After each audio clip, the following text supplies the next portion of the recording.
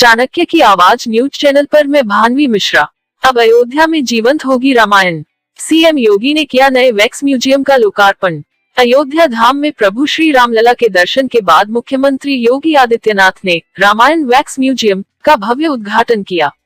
इस अनोखे संग्रहालय में श्रद्धालु रामायण काल के विभिन्न पावन प्रसंगों और पात्रों का सजीव एवं जीवंत चित्रण देख सकेंगे।